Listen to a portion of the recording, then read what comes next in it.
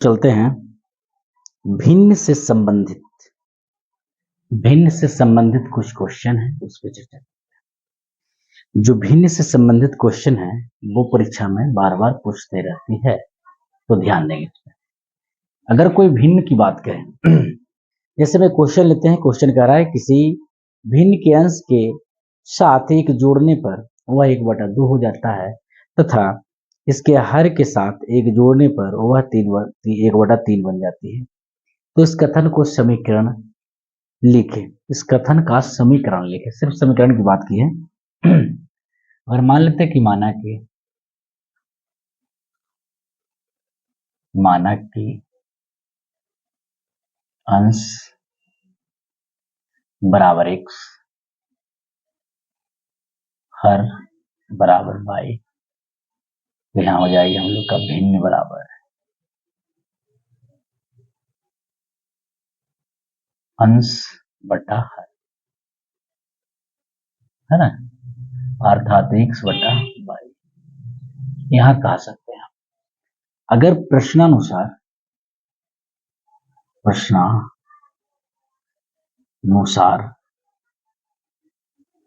के अनुसार अगर कहता है कि भिन्न के अंश में एक जोड़ देते हैं तो 1/2 हो जाता है। भिन्न के अंश में हम भिन्न तो माना है x बटा y, इसके अंश में एक जोड़ देते हैं तो 1/2 हो जाता है। ठीक है, उसे करेंगे क्रॉस मल्टीप्लाई तो हो जाएगा 2x प्लस 2 = y। ठीक है, ये मान लेते हैं समीकरण 1 मान लेते हैं, सबूत है मान लिया। फिर कह रहा है कि समीकरण पुनः, फिर आपके क्वेश्चन कुछ कहता है कि यदि अंश में नहीं, अब ये कहता है कि हर में एक जोड़ देते हैं, तो हर में एक जोड़ देते हैं, ये अंश बटा हर ही हो गया। अतः हर में एक जोड़ देते हैं तब वह बन जाती है 1/3। 1/3 मतलब यहां देख लें कि 3x बराबर y प्लस 1, समीकरण 2।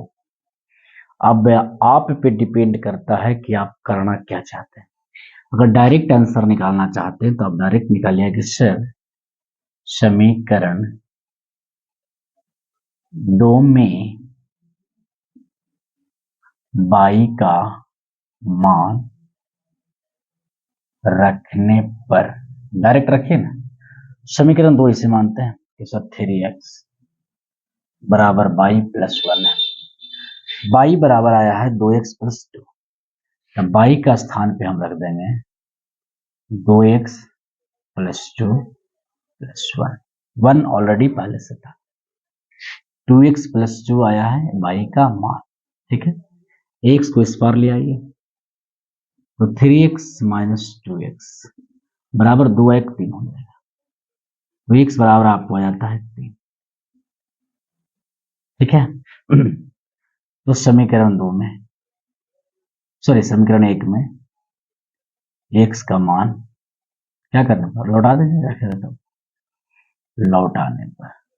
लौटाने पर चलिए, तो 2x प्लस 2 बराबर y है, या लिख सकते हैं इस तरह से कि सर y बराबर 2x प्लस 2, 2 गुना 3 प्लस 2, 3 गुना 6 2 8। x y का मान आपको 8 आ गया और x का मान आपको 3 आ गया। तो भिन्न बराबर क्या हो गया आपका,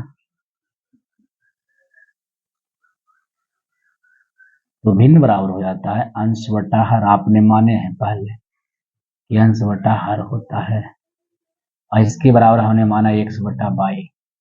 नया भिन्न जो बनकर तैयार होगा हम लोग का, वो आया x का मान आया आपको 3 और y का मान आया आपको 8।